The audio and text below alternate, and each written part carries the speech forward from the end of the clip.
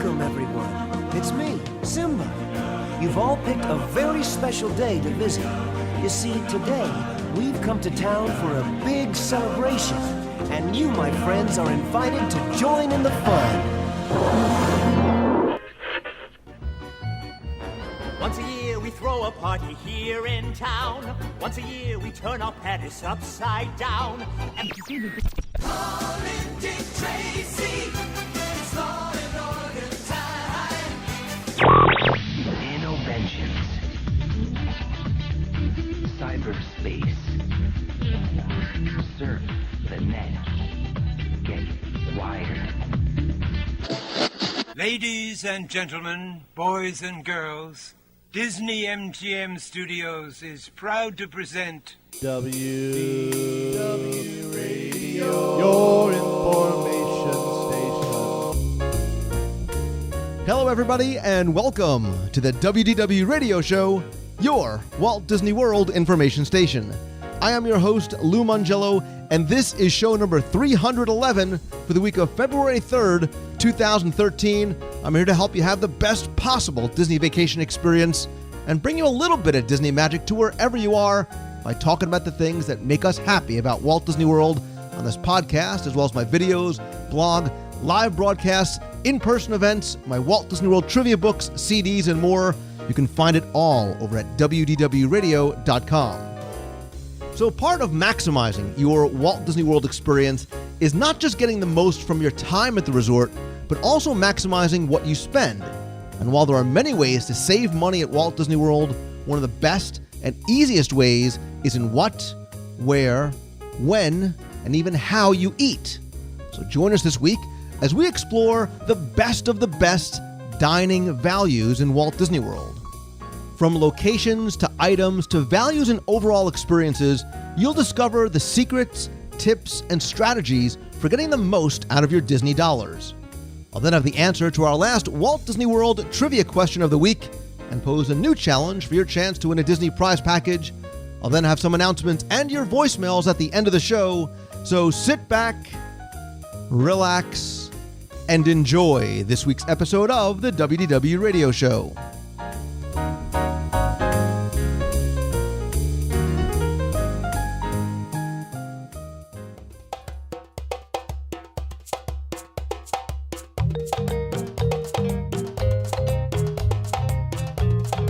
I'm always looking to help maximize your Walt Disney World experience, from planning to how you spend your time in the parks to maybe even bringing some of that experience to you at home or at work.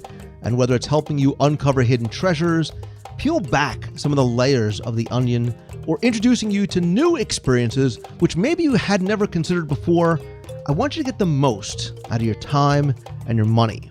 And to that point, it's also important to often try and get the best value for your Disney dollars. And whether you visit every week or once every few years, getting the most bang for your buck is a really important part of the planning, preparation, and your overall vacation. And one of the many ways to save money at Walt Disney World is in dining. How, when, where, and what to eat can not only give you a unique, delicious, and very well-themed experience, but those choices can also help you save a great deal of money as well. And so throughout the parks and resorts, there are countless values to be found if you know where to look. And so this week, we're going to look at the best of the best dining values in Walt Disney World. And joining me once again is a fellow Disney enthusiast, blogger, daddy, because he is the Disney daddy. He is Chuck Lionberger. Chuck, welcome back, my friend. Hey, Lou, it's great to be back. And Chuck, we always talk about Disney. Look, you and I were always talking about food, but, look, we always hear from people. They always say, we hear this all the time, how expensive it is to visit Walt Disney World, especially as a family, right? We all have a number of kids. But I think what's happened, I think Disney has done so much in recent years to prove that that's not true, right? There's more value resorts. There's new discounts, whether you're a Florida resident, annual pass holder, Visa card holder. I think the food, especially like quick service, has gotten better. There's lots of ways to save money through things like Tables in Wonderland, which we're going to talk about. And obviously now there's even things like free dining depending on when you go, right? And there's ways to sort of maximize that. We'll talk about that on another segment possibly. But I think there's so many places you can get a great value, but sometimes you really just need to know where to look, what to look for, and even how to order.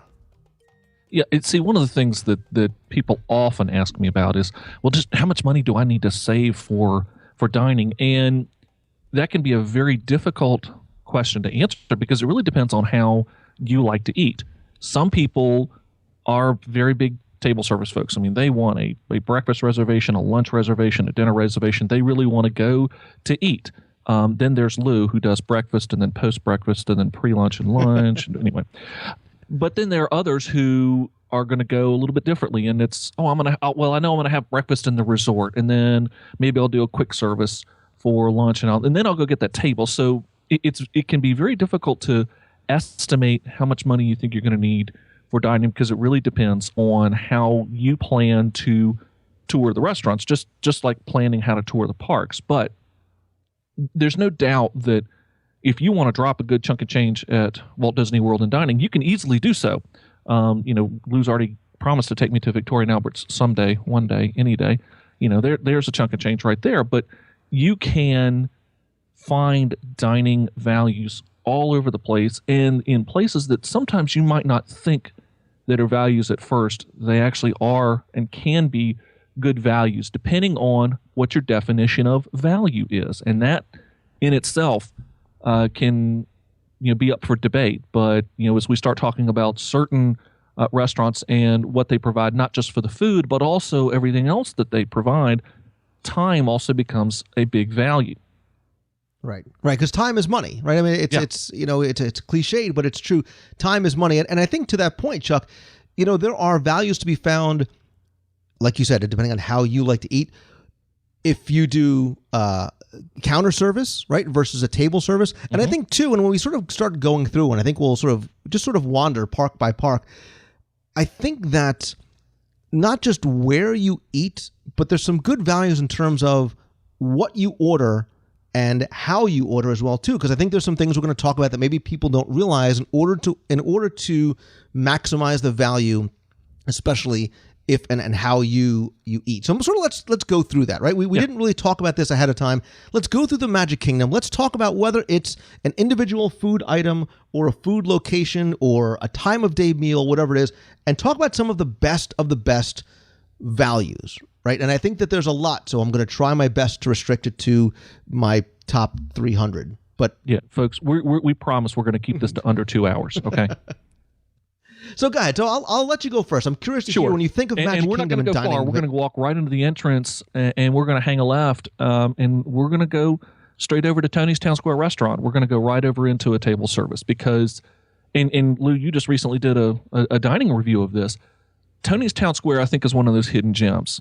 For a while, it had a not so good reputation. I don't know that it was necessarily justly deserved. But I've recently spent a couple of times at Tony's Town Square, and in terms of value for portion size, you almost can't beat it anywhere else. The portion sizes at Tony's are gigantic. They're absolutely huge. And so if you're looking for a place that, to be honest, you almost have to split a meal. And Lee, you had that chicken parmesan, and I have too. It's huge. You couldn't finish it. I couldn't finish mine. I mean, they're just enormous. So if you're looking for a place where you could possibly even share a plate, and split, say, an order of chicken parmesan between two people, this is one place that you could do it. The quality is actually surprisingly good. Again, this is Florida. We're not talking about being in Rome or anything like that. So when you set it into context, the quality of the food that you get at Tony's, I think, is surprisingly good. And again, I don't think it's earned the reputation that it currently has among various Disney fans. So Tony's Town Square is not only a great place when it comes to good value for food, it also provides fairly competitive prices. But it's also a good value when it comes to time, because this is one of those places where maybe you forget to make an ADR for a particular day and you need to get a walk-up. Chances are you're going to stand a decent chance of getting a walk-up at Tony's Town Square. This is one place where, to be honest, I think sometimes that dubious reputation works in your favor because people have heard, oh, Tony's, you don't want to go to Tony's. Again, bad idea, all of it, but bad reputation. Don't ignore all that bad advice. It's a great place to go. But with that, though, not as many people are there, and so therefore you can try and get a good walk up fairly easily, and that allows you that flexibility that you're not necessarily locked into an ADR or anything like that. Also, and again, Lou, as you mentioned it, speaking of time, if you can time it out right and get a seat close to a window for Main Street, or maybe even, again, if the weather's right, sit outside, and then you can watch Main Street Electrical Parade pretty much with an unimpeded view. Hey, what could be better? Yeah, absolutely. And if you listen to that show, you'll hear that I sort of quickly became a new fan of Tony's Town Square. But Chuck, in terms of dining values, when I thought of the Magic Kingdom, there were a couple of things that really sprung right to my mind, and just sort of being the logical, linear person. The first thing I thought of was breakfast, because nothing beats getting to the Magic Kingdom for a rope drop. And as you start to make your way down Main Street USA, and you either make the race to space or the dash to splash, many of us are stopped in our tracks by the wafting smells that emanate from the Main Street Bakery. And I think a lot of people who know and enjoy the bakery also know that there's some great values in here, because you can get a wide variety of really delicious, large baked goods like a double chocolate muffin or the big as your head cinnamon roll, which offers you some good sustenance and sugar to get started in your day. Those range from like $2.79 to $3.79. And the cinnamon roll, unless you're eating with me, is shareable among normal human beings. They also have like sandwiches in there as well too, ham and cheese, turkey, tomato mozzarella, for like $7. And you don't think about the bakery necessarily in terms of a place to get a quick sandwich, but there's a lot of great value to be had inside the Main Street Bakery if you sort of look. And again, if we're sort of trying to plan out dollar for dollar great ways to save money, some of those things like a $4, something under $4 for breakfast is great. And as I sort of thought other places around that I know are good values, I had done a video about some of my top 5 snacks in the Magic Kingdom, and something I didn't think about as a snack but ended up being was over at Casey's Corner. They have corn dog nuggets, and you can get a cup of corn dog nuggets. There must be maybe 12 to 15 in there, and a free glass of water, because they'll give you water counter service for free. It was $4.49, right? $4.49, $4.79, somewhere in there. I mean, it's a full meal or a snack or a lunch or whatever it may be for under $5. And there's a lot of those individual kind of things that are like under $5 that you could have as a full meal or a big snack. Great dining values like that throughout, not just Magic Kingdom. Oh yeah, and these are also items that are very shareable. Again, so think about, when you have younger children that they want a cinnamon roll, but to be honest, they can't eat a cinnamon roll that for them might literally be the size of their head. That's something that you could share among a couple of different folks, and it's $3.69 with tax, maybe $4 at most, and that's something that could be shared. Maybe you get 2 of them for me, a family of 5, 2 of those, $8, and that's breakfast for everybody. I can barely do that at the local fast food place. So to be able to have those abilities and those options to share different little snack items to serve for breakfast and things like that, again, it's great value. Again, it's where you can find it. Just running through and looking at a menu and you're looking at different things, sometimes you don't understand or appreciate the portion sizes that you get, and that cinnamon bun is a classic example. It's huge. I mean, it really is huge. It's become legendary among Disney fans with its size and also just how good it is. Well, I think the splitting and the shareable is sort of the big takeaway from this, because I think a lot of people don't think about it, Chuck, especially if you're at a counter service restaurant. You say, there's not enough to split. The portions are going to be small, or it's just not something that you do. But we'll hit a number of other places where that is sort of my best of the best value tip, right? Even some place that you would probably never expect is a Cosmic Rays. Last time I was in there, they have a half of a chicken, like a rotisserie chicken. You get mashed potatoes and vegetables. It's $9.99, right? It's under $10, easily splittable between 2 adults, an adult and a child or whatever. Again, water, soda, milk, whatever you get. You're now going to potentially split a lunch meal or a dinner meal for 2 for $10 to $15. Yeah, again, we'll talk about it later as we're going on to some of the other places. Even some of the little stands like Golden Oak Outpost or some of the other counter services that are out there. That there are plenty of these where you can get a counter service meal and you actually share it because they're huge. One of the things that we probably ought to discuss at least briefly before we get too far in here is talking about the Disney dining plan. Because the dining plan, if you're on a dining plan, then, and depending on the plan that you're on, there are multiple ones. So, you can either do some research or if you have a travel agent, talk to a travel agent about it. There are different options there when it comes to the dining plan. One little value piece of the dining plan that sometimes folks don't necessarily think about is the difference between kids and adults. A child in Disney's eyes is 9 or under. As soon as you turn 10, you're an adult in Disney's eyes.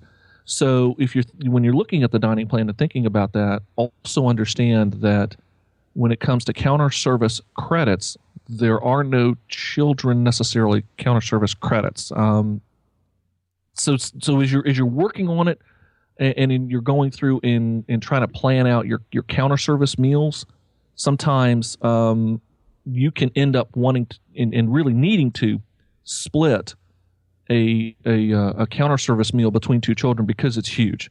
There some of the portion sizes that they get are really huge. I'm specifically thinking of Columbia Harbor House. Routinely, we will go over there and the kids will split the 8 nugget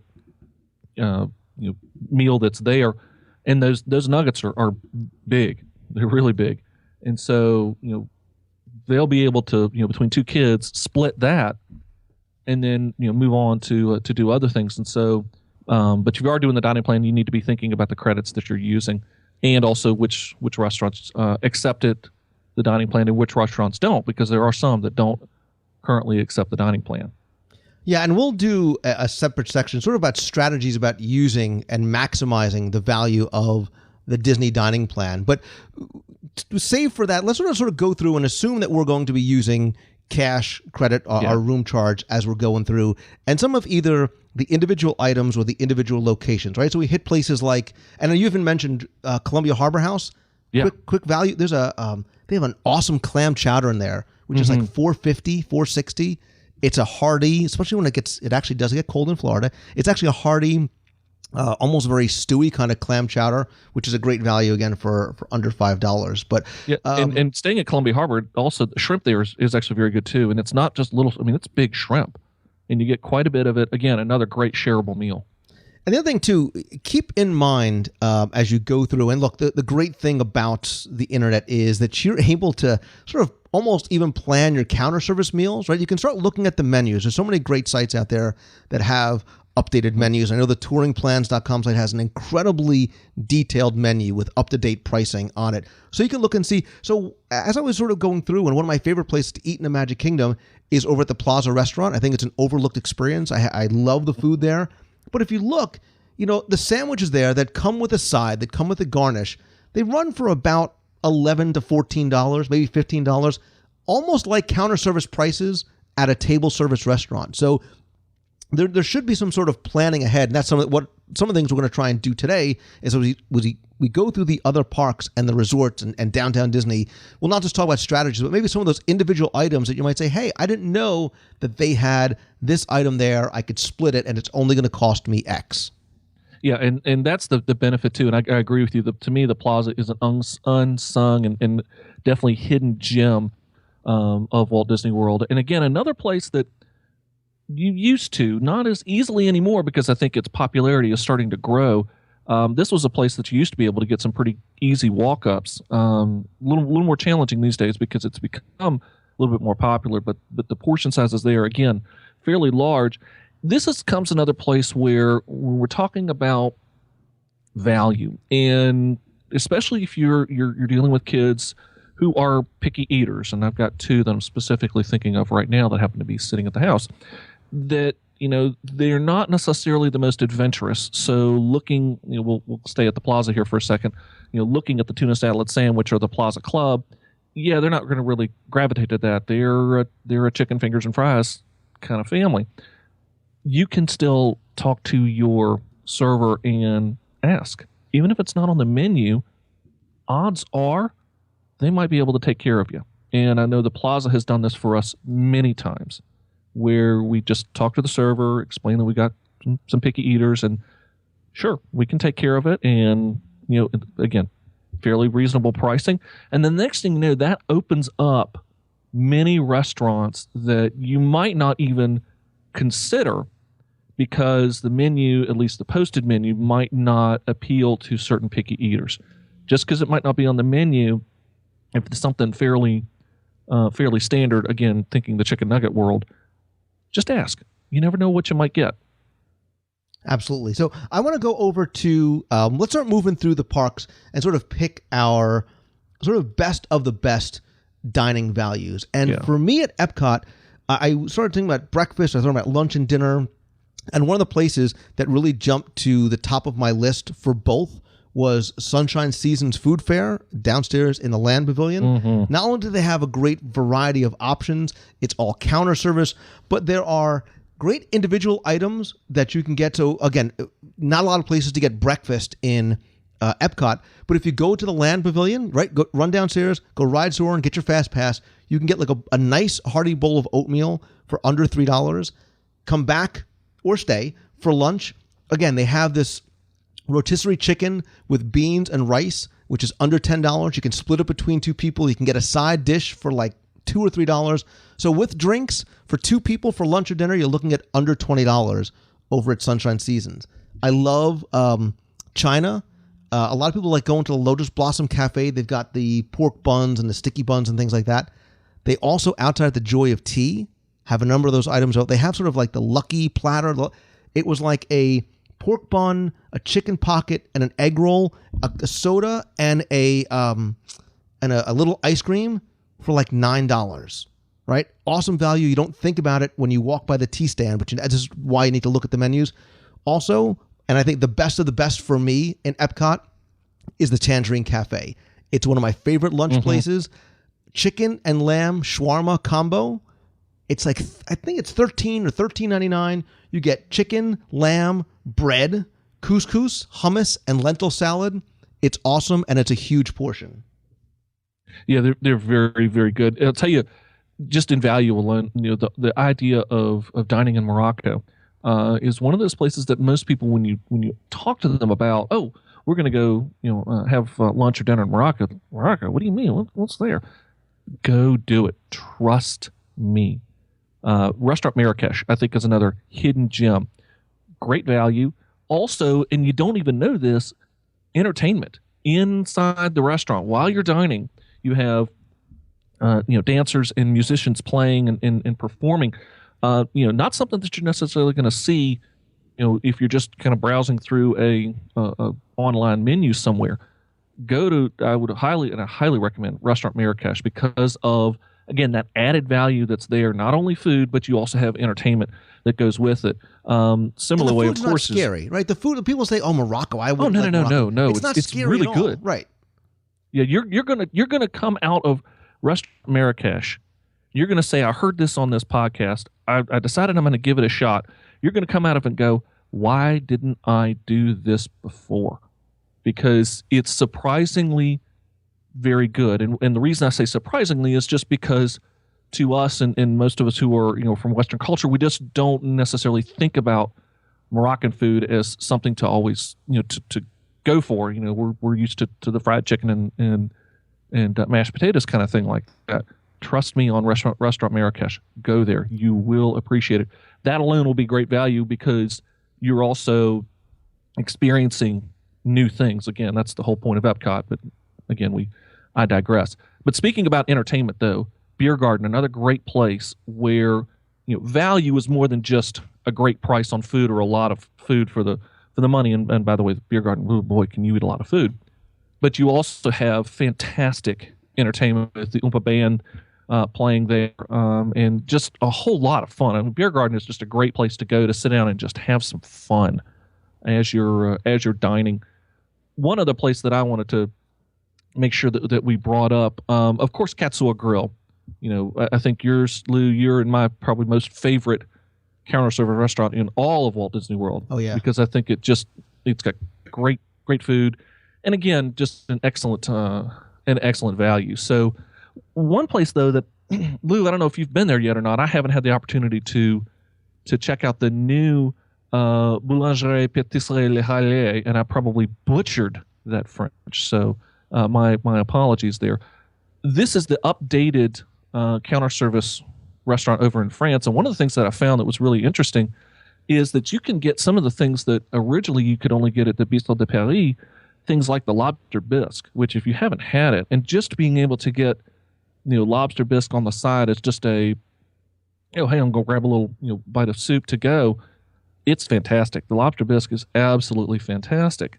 So, some of the options now at the Boulangerie are just great. And they're also, by the way, open at 9 o'clock, which is interesting because that's a new breakfast option in Epcot, especially for those of you who may be staying in the Epcot area resorts and are coming in through the International Gateway. You've now got a place to stop off, grab a little something for breakfast before you make your dash up to Future World. Yeah, and I think you also make a great point. We're going to touch on this later too, because that's going to be sort of one of my takeaway tips is realizing that sometimes you can get table service food not just at a counter service location, but for a lot less money, right? And not having to sort of invest the time, especially if time becomes an issue. And I think that's what it is too. You sort of have to really kind of explore the menu. People think of the boulangerie, they think of it as French pastries and Napoleons, not realizing that there are sandwiches in there as well too, right? There are other kinds of options, and they may be a good value, especially if it's something that you want to share and split. I normally don't share and or split, but there are times that we order, a number of appetizers. That's one of the fun, neat things you can do. You get a great value. You get to try a lot of different things as well too. The other place that I thought really has some relatively large portions if you start to think about splitting between families, especially if you have people who aren't big eaters or especially with kids.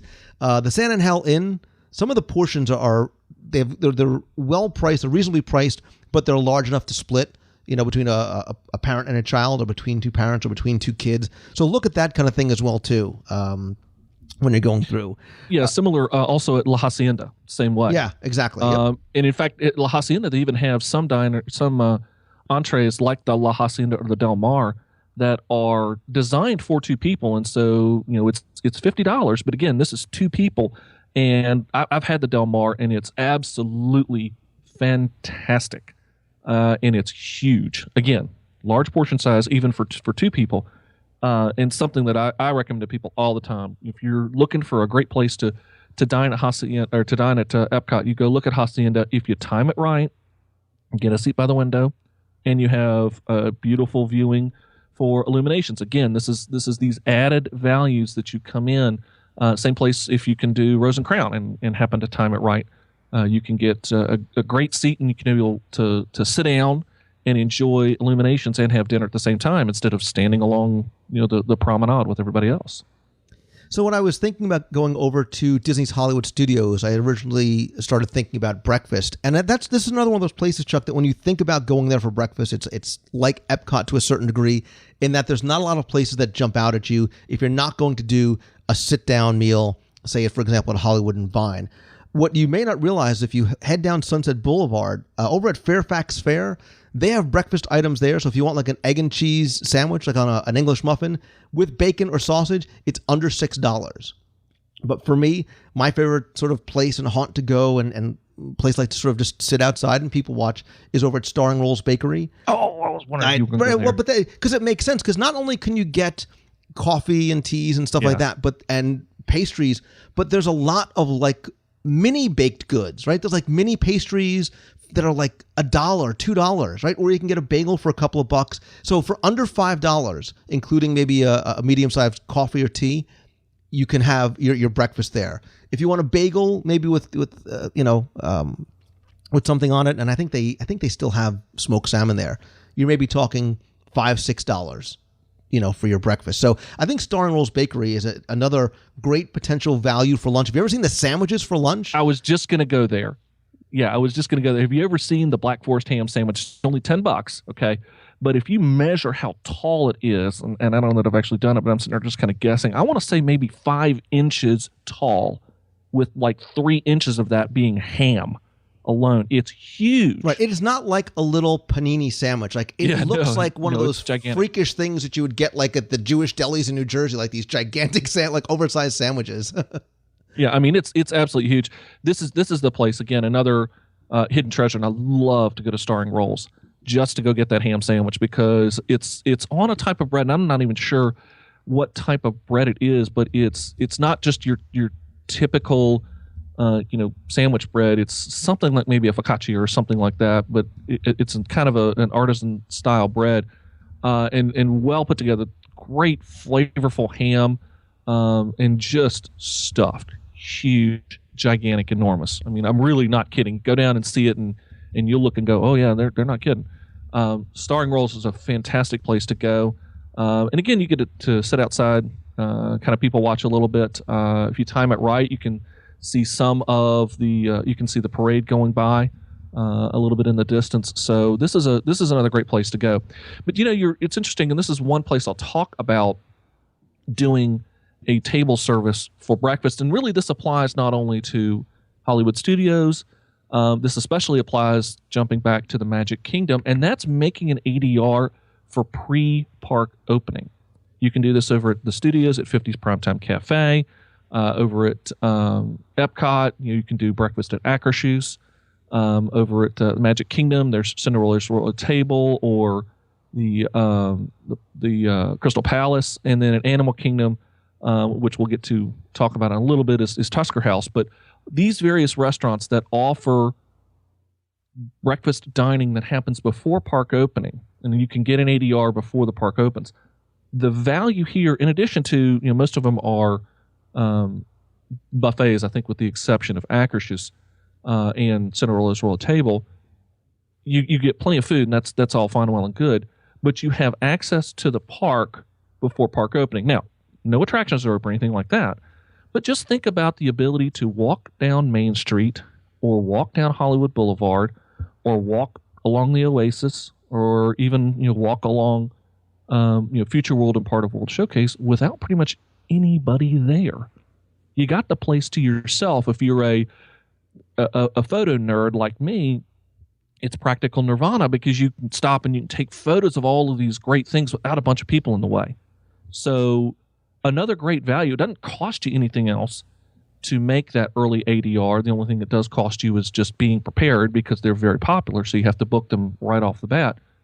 But this gives you the opportunity to come into the park without a whole lot of other people around, and you can take some of those great family photos of the family in front of the Hat, or in front of Cinderella Castle, or in front of Spaceship Earth, or something like that, without a ton of people around. You have that limited. Granted, it's not much. You only get 15, 20 minutes, maybe 30 minutes at most, but you've got a little bit of access, and that is really, really worth it, and it's really, really special.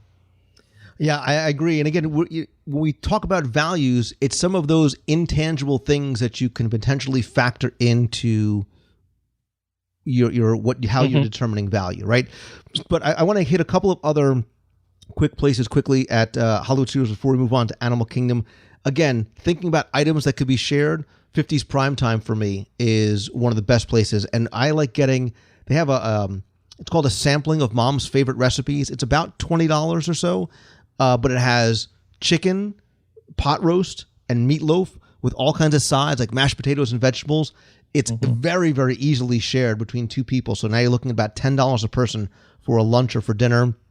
A quick grab and go kind of thing is over at Min and Bill's Dockside Diner. You were going to go there too. Yeah, well, people, I think they look at it, they walk by, they don't realize they have a couple of different pretzel hot dogs in pretzel rolls. Say. It's like, I think it's $7 or $8. It's a big portion, like it's very, very filling. And that's what you got to do, right? You have to sort of go through some of these places, like Rosie's All-American Cafe, again, in the back on the left side of Sunset Boulevard.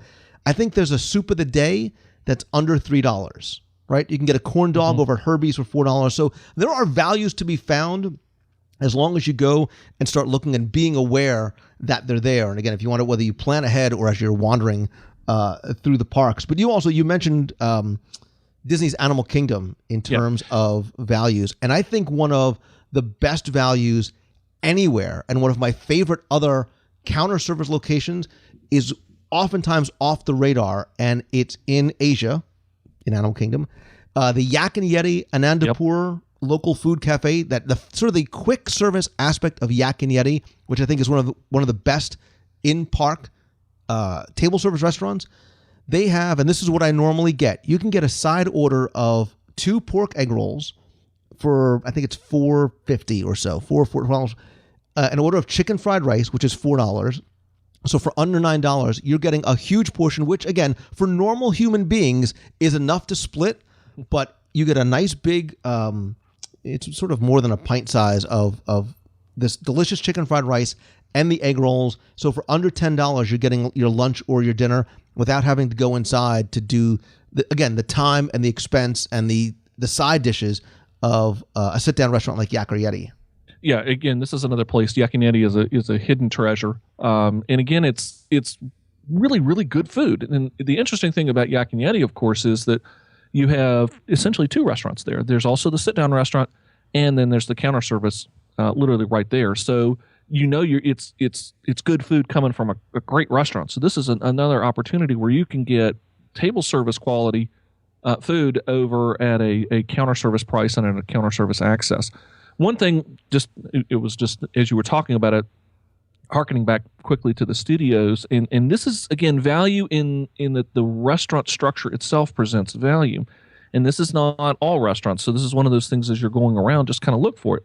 Over at Backlot Express, they have the drink fountains that are actually out there and allow for free refills. Not all the restaurants do that. Not all of them have the fountains out and available where the public can do free refills. So as you're going around, one of those things to look for, can you essentially refill your own drink for free, because that may make the difference between getting a small drink that you refill several times or getting one big large drink. Also over at Animal Kingdom, another fun restaurant to go to that we've done several times, of course, is Rainforest Cafe. And this is a value in the fact of, again, it's the entertainment. It's everything that comes along with the restaurant. I can't go through Rainforest Cafe without my younger son shouting out "Volcano" every time somebody has ordered one of those volcano desserts. So it's fun. One other place that I'm also going to bring up, and I think this is the unsung best breakfast let's put it this way, best breakfast buffet in all of Walt Disney World, is Tusker House Restaurant. Mm-hmm. I think that it's fantastically done. It's great food. Here is another huge value. And remember, we were talking about time. For kids, especially families with younger kids, they want to try to get those coveted character autographs. You can spend quite a lot of time running around the park and standing in line, try to get autographs with different characters. Or you make one ADR at any one of the many character breakfasts or lunches or dinners that are around and get, not all of them, but you can start to get some of them while you're sitting and enjoying dinner, not waiting in line. So you're killing 2 birds with 1 stone. This is where character dining can really become a helpful value to families, because you're saving potentially quite a bit of time trying to get autographs, get photos, and all of that with all the various characters. So that's one of the reasons why I recommend for families. You don't necessarily have to do a ton of them, but do at least one. Absolutely. But, the other thing too, Chuck, is that some of the best food and certainly best values are not just found inside the theme parks, but I think over at the resort hotels too. And you talked about, there's a couple of things that I want to hit on, and again, a couple of takeaways I want to give people. So one of the ones that I've been to a number of times recently, which as I was there, I remember sort of commenting to myself and maybe even out loud, I think we were broadcasting from there one night, was over at Port Orleans Riverside. In the Riverside Mill food court, there's a create your own pasta station, which is about $10, maybe $11 a bowl. And it is a mound of pasta, right? It is a heaping bowl of pasta. There's lots of different varieties of pastas, lots of different varieties of sauce, right? Whether you want a marinara sauce or an Alfredo sauce, you can really get a nice hearty meal there, again, for about $10 or $11. You mentioned buffets. I think the best value, the most inexpensive, and one of the most fun, you're talking about a fun, enjoyable evening too, best value on property overall, anywhere, is at Trails End at Fort Wilderness Resort. Your breakfast is going to cost you about $16, and your dinner is going to cost you $23. There is a wide variety of food, lots of different carved meats and chickens and ribs and pastas and fishes, and there's a dessert station. Going out to Fort Wilderness and spending an evening there, whether you're walking around the barn or the stables or the blacksmith shop, or you're staying for the campfire, or you're going to look at the holiday decorations, best value, I think, in terms of the cost for the buffet itself, and going in with your sort of frame of thinking of what you're getting as part of the experience. But the other one, and the single item takeaway I want to give you at a resort, is over at this is probably one of my favorite values anywhere, is over at the Polynesian, because we know, we hear of, we read of the legendary Tonga toast up at Kona Cafe. But what you may not know is that if you go to Captain Cook's, which is on the ground floor of the Great Ceremonial House, you can get the same exact Tonga toast for half the price. Yep. So it's about $6 at Captain Cook's. It's about $12. You get a side of breakfast meat there too. But if you want to, again, not have to worry about an ADR, looking for a good value, but looking for a signature item like that, and this is one of the things that we'll talk about, again, in terms of takeaways, same items, lower prices, Tonga toast over at Kona Cafe, at Captain Cook's versus Kona Cafe is a great, delicious example. Yeah, it's another, again, these are those little hidden things that, a lot of folks don't necessarily pay attention to, is the fact that you can go over to Kona, or correction, Captain Cook, and go get some of the same things that you could get over at Kona Cafe. No ADR required, just walk in, get it and go. In fact, for the price, you could almost get 2 Tonga toasts for the price of one over at, get Captain Cook's versus Kona. One of the places that I also recommend when it comes to value, and also, and again, value is more than just prices. Value is also experience and being out and seeing different things. I'm a huge fan of the Dolphin, and while Lou has not taken me to Blue Zoo, and so I'm not going to talk about Blue Zoo now. Lou can talk at length about Blue Zoo because he goes there about every other day. I am, though, going to talk about the Fountain. Yeah, fantastic place to go. And Lou, I'm sorry, I'm gonna have to burst your bubble, but it really does have the best burger on property. Sorry, don't share the secret. Don't give it away. Oh, it really is. It's the best burger on property. We'll be back. I got to go grab one of those. Yeah, we're gonna have to review the Fountain, because I think that's one that's so far off people's radar. Now, and so another place, sort of the place I want to end out with, is over in downtown Disney. Do you have one place or one restaurant or one item that you think is a great value in downtown Disney? Because a lot of people, you want a day outside the parks, but we don't want to use a park ticket.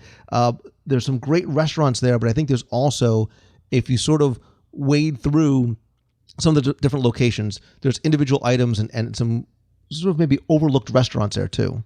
So is there sort of one that you take away from? Well, as I say, I'm going to do the lawyer answer. There's 2 that come to mind, one that I can comment on and one that I haven't been able to go to just yet, but it's a soon to be. And the soon to be will be Splitsville, because you're not only do you have dining, but you also have bowling going along with it. And so I think that alone, again, it's the value of time that you can enjoy, a good dinner, a good lunch, and also have some great family time together, bowling and enjoying everything like that. But the other place that we like to go, of course, is Raglan Road.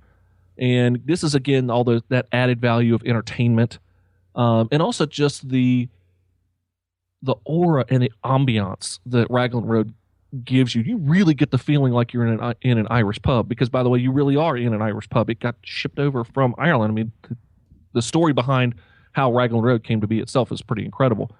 But Raglan Road is a fantastic place that we love to go to pretty much every time that we can get down to Walt Disney World, because of the atmosphere, the environment, and just the fantastic entertainment.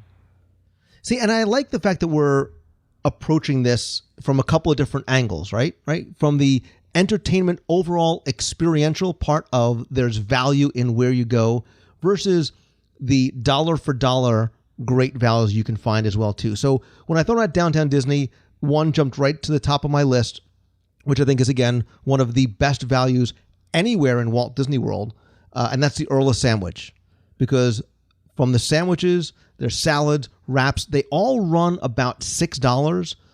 Hot sandwiches, cold sandwiches, they're fresh, they're delicious. You can pick and choose your sides if and when you want them, whether it's a pasta salad, a coleslaw, potato chips, muffins, whatever it may be.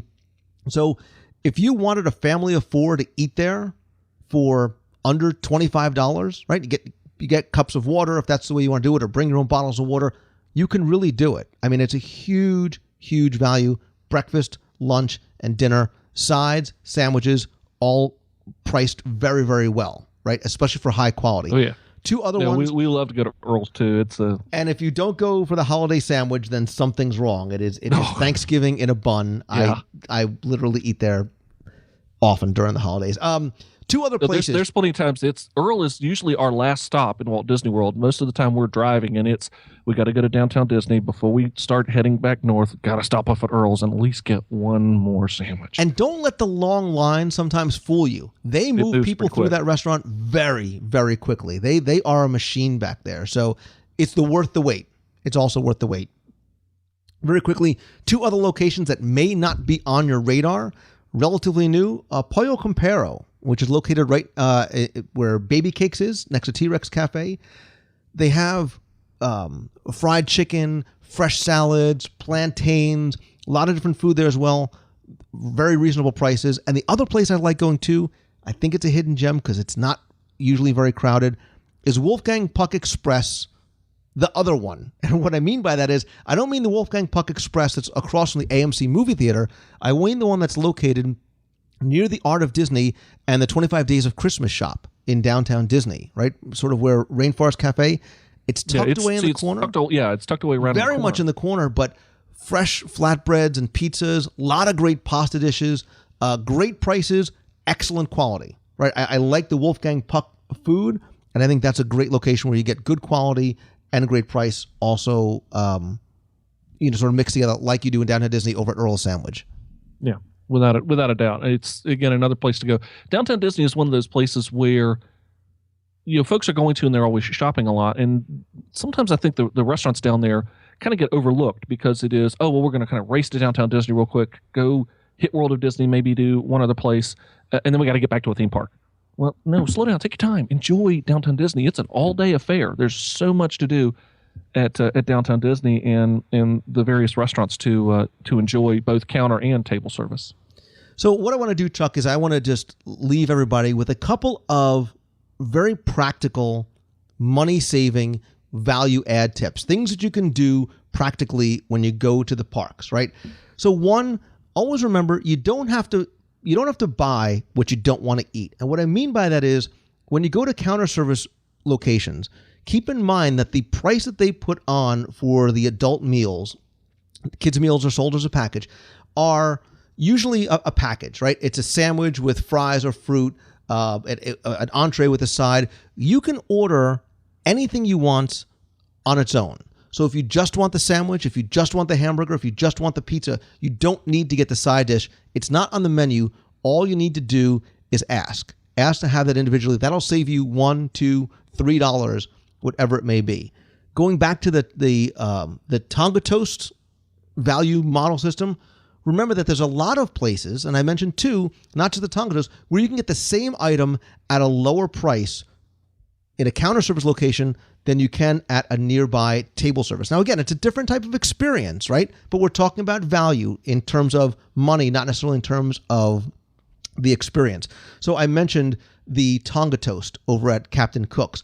I mentioned the clam chowder at Columbia Harbor House for $4 or $4.50. That's the same one that you'd be getting at Liberty Tree for a couple of dollars more. Over at Hollywood Studios, there's the so delectable flourless chocolate cake with sorbet. It's served at the Brown Derby. If you go to Starring Rolls Bakery, it's like $4 less than it is there. Same thing. Chefs de France and the Boulangerie have a number of items that are on the same, that are on both menus, but at a lower price. Dessert. Hey kids, I know you've heard of the Zebra Dome. If you've been to Boma, you know the legend of the Zebra Dome. I love the Boma Buffet, right? I think Boma Buffet is one of the best buffets in a resort, but you can also get the Zebra Domes at the Mara Food Court near the pool for like $3.50 each, right? So you can get the same soup, you can get the same zebra domes without having to go through the buffet experience, right? There's a lot of places like that. Think Epcot, right? Rose and Crown, you can get fish and chips inside there, or you can go outside where I like to go, Yorkshire County Fish and Chip Shop, get my malt vinegar, stand out and look over the water over World Showcase Lagoon. So think about only paying for what you want, number one, and look for the same item potentially at a lower price at counter service versus table service. Yeah, and when it comes to paying, in fact, here's one that you really don't have to pay at all. Remember that you can ask for water anywhere. Yeah. Even at counter service, table service, even maybe some of the little, not necessarily a food cart, but even some of those little just kind of kiosk places, you can ask for water and it's free. Now, it might be a fairly small glass, but it's something that you can ask for anytime. And especially, it does get hot in Florida, especially in the summertime. You need to make sure that you're hydrating, and that doesn't mean you have to go and get, soft drinks or go buy water bottles anywhere. You can go to any one of the counter service or kiosks or anything like that and ask for water, and they'll give you water, and it's free, and it's something that they are actually required to do. And look, and every dollar counts, right? When you start talking about, because we talk about strategies about bringing bottles of water with you, if you really are trying to get to Disney on a budget, right? That's what we're thinking about. When we're going on a budget, those waters, those sodas, those snacks really do add up. And when you start to save money on some of those things, you can either make it a more affordable vacation, number one, or two, save some of that money for something else, right? Save some of that money for souvenirs or a dinner show or whatever it may be. These are little strategies you can do throughout the day to save a few dollars potentially here and there. Those dollars will add up, especially for a family of four over a week-long vacation. A couple of other quick tips I want to leave you with. You got me to think about this when you were talking about the breakfast over at Tusker House, which I may argue better than Boma. A discussion for another day. We'll see. I thought about character meals, right? We want that Disney experience. We think about things like Chef Mickey's. We think about things like Cinderella's Royal Table. I want to give you the very best character meal value in all of Walt Disney World, because you can pay $43 per person for a character breakfast. I love my breakfast. I don't eat $43 worth of eggs, right? But it's about the experience. It's about being with the kids, being with the characters. Here's your best value. Again, going back to the Swan and Dolphin, the Garden Grove, which you've probably never heard of, has a character breakfast on weekends, Saturdays and Sundays, $20 for an adult, $12 for a child. There's Pluto and Goofy, and here's the thing. Because you probably have never heard of it, a lot of other people have it as well. You can often get in. It's often not very crowded, and you get a lot of time with those characters. The other thing too, no theme park admission is required. You don't have to worry about getting into the park. So if you have only a few days on your pass, you don't have to worry about it. You can go there. You can get to the Swan and Dolphin. You can walk from the boardwalk or the beach club. The bus system goes there. You can take a boat from Epcot or Hollywood Studios. The only caveat I give you is that if you are driving there, you do have to pay for parking. Parking is, I believe, now $15. So my tip is to go there, but use one of the other transportation methods to get there. Again, $20, I think, for breakfast. I think it's $29 maybe for dinner. And I think they have a seafood buffet on Friday nights. I know the menu changes, the characters often change too, but I think that is the best value in terms of character meals anywhere on property. It is a good value, and actually, I have done that Garden Grove seafood meal, and it's very good too. And again, we had lots and lots of time with characters because it wasn't all that crowded, so we were able to really have fun. I believe Pluto was there, one of the ones walking around, and we had a lot of fun with Pluto. In addition to enjoying all the various seafood that was available, so there's values everywhere to be found. Not only in dining but also in many other ways. Again, we could do a whole nother show talking about values when it comes to things like souvenirs or experiences.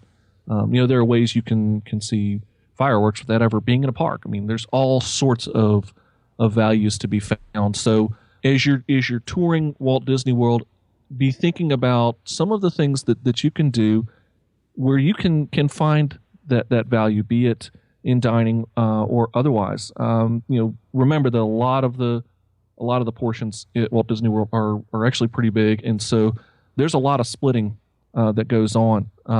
Value also is in access to give you some things to do and things to see that regular guests might not be able to do, be it a good seat for watching fireworks or extra entertainment. So, value is all over the place. And I'm going to end off with just a couple of bonus tips. I'm going to link to most of these in the show notes over at WDWradio.com because, look, Chuck, like you said, we're talking about value in experience. There's value in time. There's value in what you get for the money and ways to save on individual items. But there are lots of other ways to save no matter where you go on your meals, right? You don't have to worry about specifically looking at items. So if you purchase the Birnbaum's Walt Disney World 2013 guidebook, they have meal coupons in the back for a lot of restaurants in downtown Disney that'll give you 10% off, 15% off food and beverages at places like Planet Hollywood, House of Blues, Paradiso's, Bongo's, Ghirardelli. If you are an annual pass holder or a DVC member, we'll talk about this in a separate section. You need to have the Tables in Wonderland card. It's $100 per year, but gives you 20% on all food, all beverages, including alcohol, for a party of up to 10 people at many Walt Disney World and other theme park and downtown Disney restaurants. You also get free resort and theme park parking. So if you're going to, Chuck, when you take me to Victoria and Albert's, we can park at the Grand Floridian for free because you're going to use your Tables in Wonderland card. And not only is it free parking, by the way, that's valet parking. That's right, because that's how you roll. Of course. If you're a DVC member, you can also receive, this is relatively new, I believe, a 10% discount at a lot of restaurants just for being a DVC member. I love the Swan and Dolphin. You know how I talk about the restaurants there, which I think are true hidden gems. They and a number of other locations and restaurant owners have sort of frequent flyer cards, right? Favorite customer cards. They have something here called a dining passport, which if you join for free, you earn loyalty points. They're stored on your passport. You can redeem those for gift certificates. Landry's, which is Rainforest, T-Rex, Yak and Yeti. You can be a part of their select club. It's like, I think $20, $25. But as soon as you do it, you get the $25 credit on your card. You earn points. Planet Hollywood has one. Levy Restaurants, which is Fulton's, Portobello, and Wolfgang Puck has one as well too. If you're a AAA member, show your card. You can save at a lot of places, especially over at Swan and Dolphin. Same thing, D23. House of Blues, I know, has, I think it's 15% off now on your meal. So there's so many different ways, Chuck, to not work the system, but to take advantage of the values that are out there, right? And I'm going to link to all those places. I'll link to D23, the Landry Select Club, and some of the other places as well too. But whether it's how you determine value or what you want to eat or where you want to eat or the time that you want to spend, there are many, many dining values out there. Please don't ever think that it is as expensive as you may have thought it was to eat, stay, play at Walt Disney World. But what I want to know, Chuck, is I want to know what you think. Not you, but you, the listener. I want to know what you think is the best dining value in Walt Disney World. Either location or individual food item, what is going to give you the best bang for your buck? I want you to come by, visit the show notes this week at wdwradio.com/311, or you can just click on podcast, click on this week's show notes, leave your comments there. I want to keep the conversation going there and introduce me maybe to something that I haven't thought of or that Chuck and I didn't cover. When you're done with that, go visit disneydaddy.blogspot.com to check out Chuck's blog post there. And of course, my friend, we have to have you come back to talk about dining and dining. So when did you make that ADR for Victoria and Albert's? I made the ADR. We have counter. We're going to the Victoria and Albert's counter service. Ah, that's it. Okay. Which is Gasparilla's.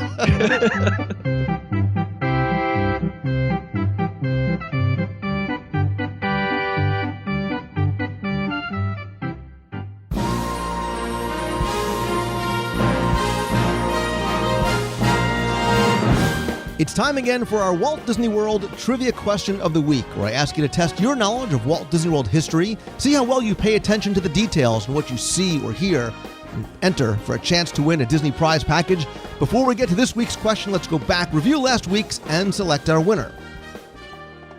So last week we were talking about Disney's Boardwalk Resort, a lot of the stories and the details and the real history that can be found inside the Boardwalk lobby. And I told you that one of my favorite features is outside in the Luna Park pool area. And so your question was simply to name the water slide at Disney's Boardwalk Resort. And again, congratulations and thanks to the hundreds of you who entered and got the answer correctly, because the 200-foot-long water slide that looks like that old-style wooden roller coaster is in fact the Keister Coaster. So we took all the correct entries, randomly selected one, and this week's winner of all 6 of my audio tours of the Magic Kingdom, a WDW Radio luggage tag, button, and a signed copy of my Walt Disney World Trivia Book Volume 2 is Jay Bryce. So Jay, congratulations. I'll get your package out to you right away. If you played last week and didn't win, I appreciate you entering, but don't worry, because here's your next opportunity to enter in this week's Walt Disney World Trivia Challenge.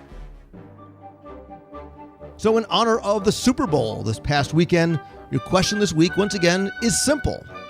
Who was the very first sports personality to say, "I'm going to Disney World," after winning a sports championship and MVP honors? You have until Sunday, February 10th at 11:59 p.m. to email your answers to contest@wdwradio.com, and I'll give you the same prize package as we did last week, all the audio tours, a luggage tag, button, and a signed copy of my Walt Disney World Trivia Book Volume 2. All you need to do is tell me that first sports personality to say, "I'm going to Disney World," after winning the championship and MVP honors. So good luck and have fun.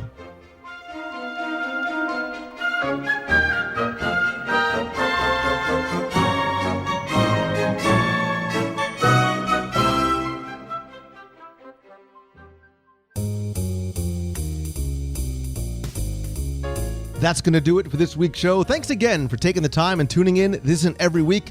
Be sure and come by and comment again in the show notes over at wdwradio.com/311.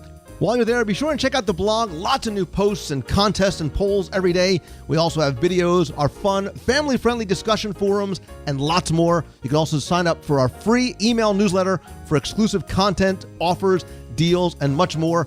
You can also download the new free WDW Radio app for your iPhone or Android device.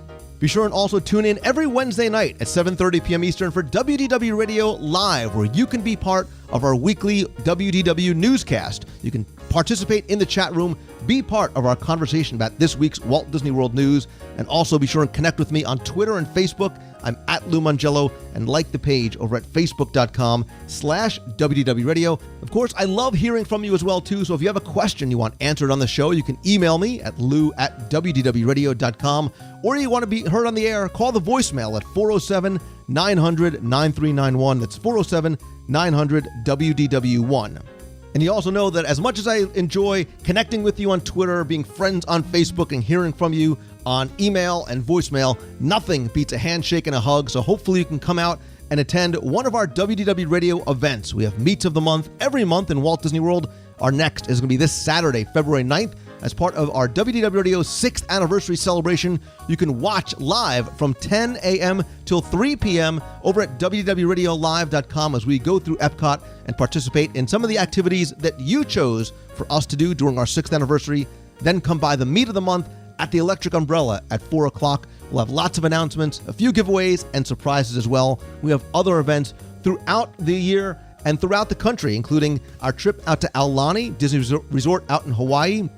We're going to announce that date this weekend as well. Also, our trip to the Walt Disney Family Museum, we'll announce that date this weekend. And don't forget, too, about our WDW Radio cruise on the Disney Fantasy for 7 days, November 2nd through the 9th. We'll have a very important announcement about that coming up this weekend as well, too. You can find information about all these things over on the events page over at WDWRadio.com. Quick thanks to my partners and sponsors, Mouse Fan Travel. They are my recommended travel provider because it's who I use. And whether you're coming out to Walt Disney World, Disneyland, Adventures by Disney, Disney Cruise Line, anything and everything, Becky Menken and her team of agents will not only give you the best possible prices, all available discounts, but give you an incredible level of personal attention and service, all at no additional cost to you. You can visit them over at mousefantravel.com. When you're coming down to Walt Disney World All-Star Vacation Homes, has more than 150 homes within just a couple of miles of Walt Disney World. Bring the extended family. Everybody gets a master bedroom. There's game rooms, full kitchen, pools, spas, and more. You can visit them over at allstarvacationhomes.com. And finally, if you want to get a little bit of Disney magic delivered to you wherever you are, Celebrations Magazine is one of the best ways. The bi-monthly publication can be sent to you in print or online. You can get it on your iPad or your Kindle device. You can find them, subscribe, and order back issues over at celebrationspress.com. And as always, my friends, and you are my friends, whether we have met yet or not, all I ask is that if you like the show, please help spread the word. Let others know about it. Share it with your friends on Twitter, Facebook, Pinterest, Google+, or other discussion forums. And please come by, rate and review the show and the app over at iTunes. Very, very helpful. Very much appreciated. And finally, and most importantly, I want to once again say thank you to each and every one of you for taking the time out of your day and your week to listen to the show, to be a friend, and to be so supportive, and to let me share my passion for all things Disney with you. I want you to be able to do the same thing. So let today be the day that you'll always remember as a start of an amazing personal journey to do what you love each and every day. I hope you have a fantastic week this week. So until next time, see ya. Hi, Lou. This is Rod and Monica calling from the Disney's Boardwalk. Right now, we're actually came over to visit it because we just listened to your show about the treasures, the hidden treasures in the Boardwalk. We actually went over to the Bellevue Lounge, started looking at all the antiques and all the stuff that you mentioned in the show. Actually, looking at fireworks right now from behind the Boardwalk. It's beautiful. I don't know if you can hear it. It was really interesting, and we actually came out to the Boardwalk, wanted to get a pizza, but then walked all the way around the Boardwalk past ESPN over to the beach club, and we'd never been here, and it's really, really interesting. It's a little contradictory because it's really cold outside, but it's really nice. We walked over and we had dinner at Beaches and Cream. We had a delicious tomato bisque soup with grilled cheese sandwich, and it was just, you just dip it in there, and I thought of you because that was just delicious, and it was really cool. So I really wanted to thank you, because without listening to the podcast and finding out all these little hidden secrets, I wouldn't have anything interesting to say to my future wife when we come over here and say, look, did you know that this, and this, and then the kitchen sink, and this at the Bellevue Lounge, and blah, blah, blah. So right now, as we're walking by and she's telling me that I'm talking too much, we're actually going to probably try to sit in one of the swings on the beach to overlook the Boardwalk and just in the glow of the beautiful weather. And we just wanted to call and say thank you very much. Talk to you later. Bye-bye. Good morning, Lou. This is West from Sioux Falls, South Dakota. Dealing with a little bit of a cold here. I was looking at Florida weather, and it looks like you guys are only going to hit 66 tomorrow. And I know people in Florida think that's a bit chilly after you've been in the 80s for a while. And I want to tell you that our high tomorrow is -6. So hope you guys are having a good one down there, enjoying that 66-degree weather. Bye-bye. You've got a friend in